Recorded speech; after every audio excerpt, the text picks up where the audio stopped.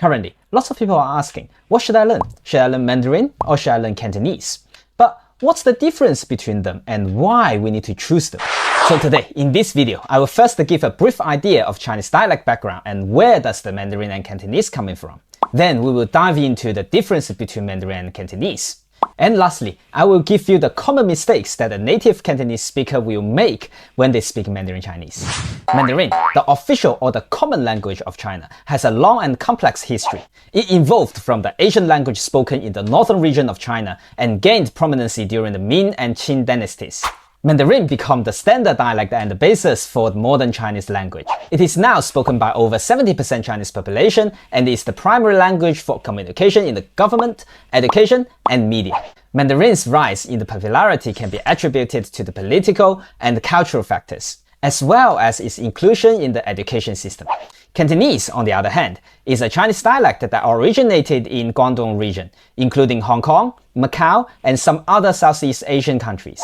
It has a longer history than Mandarin and is known for its unique pronunciation and vocabulary. Despite Mandarin's dominance in the mainland China, Cantonese remains widely spoken in its native region and among overseas Chinese communities.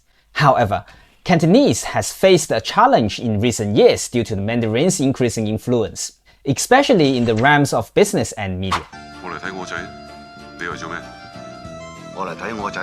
In current situation, Mandarin continues to be the dominant language in China, both in terms of official use and everyday communication. The Chinese government has actively promoted Mandarin as a means of fostering national unity and facilitating communication across diverse linguistic backgrounds. Mandarin education is emphasized in schools, and proficiency in Mandarin is often seen as a necessity for career achievement. However, Cantonese has not disappeared and retained its cultural significance and the strong identity in the regions where it is spoken. Efforts are being made to preserve and promote Cantonese, including the development of cultural initiatives, media contents, and language education programs. While Mandarin's influence is evident, especially in the urban areas, Cantonese-speaking communities continue to uphold their language and cultural heritage, ensuring the language's vitality in the face of modern challenges. Mandarin and Cantonese, two prominent Chinese dialects, exhibit several differences in the tones, vowels, and consonants. Mandarin has 4 tones, each denoting a different meaning, while Cantonese has 6 or even 9 tones, adding complexity to its pronunciation. Vowels in Mandarin are relatively straightforward, with a clear distinction between short and long vowels, whereas Cantonese has more vowel sounds and diphthongs, making it more challenging to learn.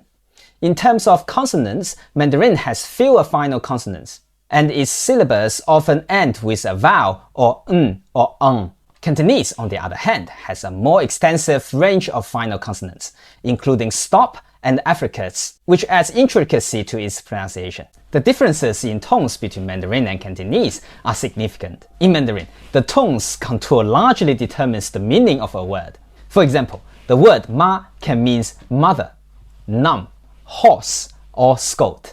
In Cantonese, tones are equally crucial but more complex. For example, the word si, with different tones could mean point, history, try, time, city, or matters. The additions of extra tones provides more subtle distinctions, resulting in a great number of harmonies. Cantonese speakers must carefully differentiate between tones to convey the intended meaning accurately. Vowel sounds in Mandarin are comparatively simpler. It has a standard set of vowel sounds, including both short and long versions. In Cantonese, vowel sounds are more diverse and includes variety of monophones and diphthongs. Means sometimes a vowel could have more than one sound, like E could be E, C, or sing. This wider range of vowel sound can make it challenging for Mandarin speaker to acquire accurate Cantonese pronunciation.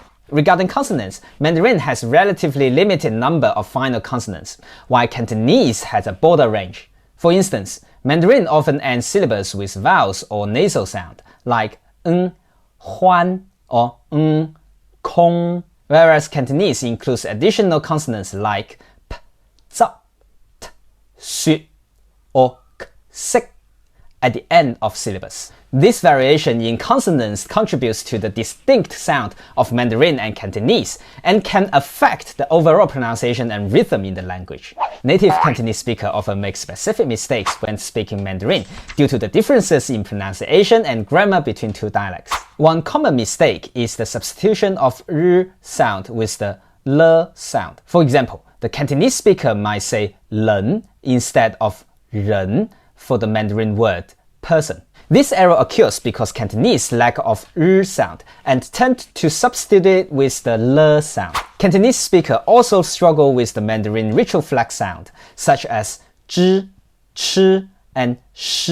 These sounds are produced by curling the tongue back, which is not a feature of Cantonese pronunciation. As a result, Cantonese speakers often mispronounce these sounds, such as saying si instead of shi for Mandarin words yes. The absence of retroflex sound in Cantonese contributes to make this mistake. One additional common mistake involves the and o sound. In Mandarin, the measure word ge is commonly used, while Cantonese people use go. Consequently, a Cantonese speaker might say 一个人 means one person instead of correct Mandarin phrase 一个人. In grammar, most of the time the grammar is the same between Mandarin and Cantonese.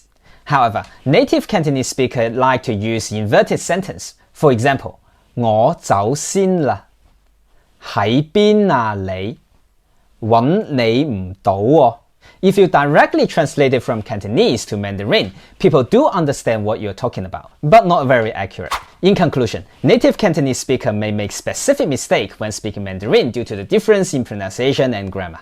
Examples include substituting r with l, confusing s with sh sound, mispronouncing retroflex sound, and use inverted sentence.